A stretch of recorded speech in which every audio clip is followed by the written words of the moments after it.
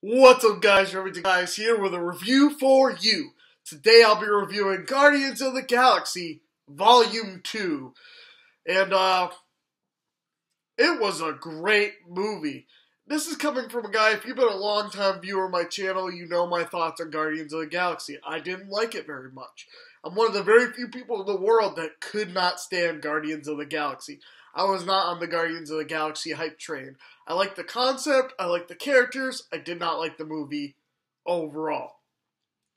This one, on the other hand, I absolutely love. This actually makes me appreciate the first Guardians of the Galaxy movie a lot more.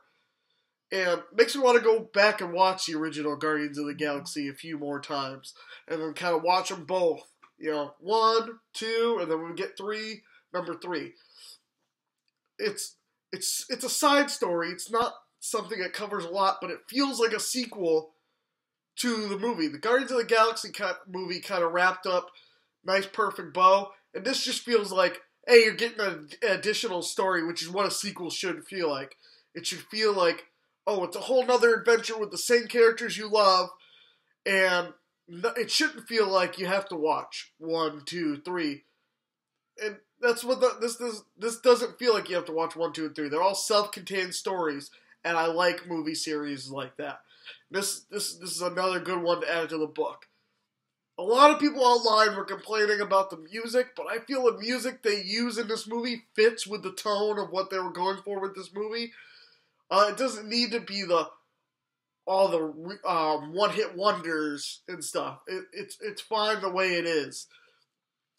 We got some interesting new characters introduced in this movie, like Mantis, who can read emotions, Ego, the living planet, which is literally a giant planet that's living. Think of Galactus, but as a planet. That's who Ego is. And that's the only way I could kind of compare the two. When watching this movie, it felt a lot like Galactus was supposed to be here, but because Marvel doesn't have the rights to Galactus, he couldn't.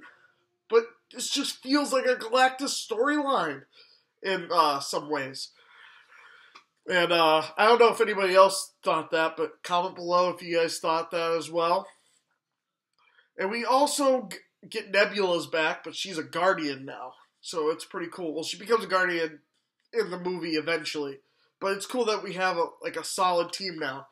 We get to see the original Guardians of the Galaxy, the original one from the comics.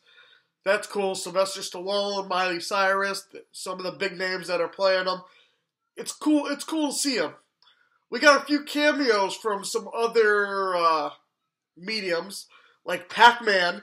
Like, who would have ever thought Marvel would have Pac-Man in their universe? Well, they do. Pac-Man is in the Guardians of the Galaxy. Not as a Guardian, but he's in there. Make sure to look out for him. Lots of cool little Easter eggs in the movie. Howard the Duck makes an appearance. You gotta look, but you'll see it. If you're looking for Easter eggs in this movie, you will definitely find them. I will post an Easter egg video this weekend, actually, so you'll be able to check that out, and I'll actually have screenshots from the movie to put them in there to show you guys where to find them. The plot is very basic. The villain storyline is pretty basic, and it feels like an episode of the Guardians Galaxy, you know, like what it's so good. I love it. I can't. It's so colorful. There's so many colors in it.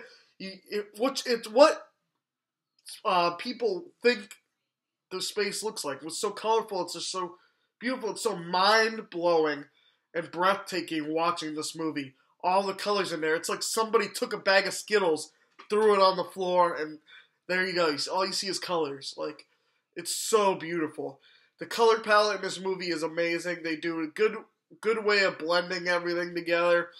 Even the monster that they fight in that trailer, that big monster that they fight, when they rip his apart, his guts are even colorful. They're bright yellow and stuff, and it's just like, oh, that's so cool. It's like looking at like a neon sign, room full of neon signs. It's just so beautiful. And I really enjoyed this movie. It's got a lot of good. It's mostly comedy based. There's not a lot of action, and there's not a lot of drama, but there's a lot of comedy in there. And if you're a big comedy fan, you'll like this movie. I didn't feel like everybody was I didn't feel like anybody was overacting, other than Kurt Russell at a few times. He's playing Ego the Living Planet, who happens to be Star-Lord's father, and I feel like he overacts a little sometimes. And there's even some of the Ravengers were overacting a little bit, because they're extras and stuff. They're not highly paid actors, but other than that, I mean, it feels like a funny. It feels a lot like what's that? Flash Gordon. Flash Gordon is another sci-fi movie that's very comparable to this. I feel like if there's ever going to be another Flash Gordon movie, James Gunn has to direct it, because this movie right here is what I want out of a Flash Gordon movie. Just so colorful and musical and so much fun to watch. I didn't have a lot of fun watching the first Guardians of the Galaxy, because at some points it felt like it was trying to take itself so seriously. This one doesn't take it so seriously at all. There's even cartoon moments where the eyes pop out and stuff. Like, it's just so fun. It's such a good comedy. And it's so much fun to watch. I had a blast watching this movie, and I recommend it to anybody who loves fun comedies. Stuff that just gonna have you bursting out laughing. The first Guardians rarely had me laugh. They really had me emotional. This one had me dying the whole time. Even the post-credit scenes, there's 5 of them, and you gotta stay for them, but they fit in where it's like, this is cool, you know? This is really cool. Even the last one, Stan Lee makes a cameo. His cameo is hilarious. It had me laughing so hard. I don't even want to spoil it for you guys, because it's one of those things you gotta watch for yourself. I wouldn't make it seem as good as it is by telling you. You just gotta see it. Because of all that, I'm gonna give Guardians of the Galaxy Volume 2 a nice 8.5 out of 10.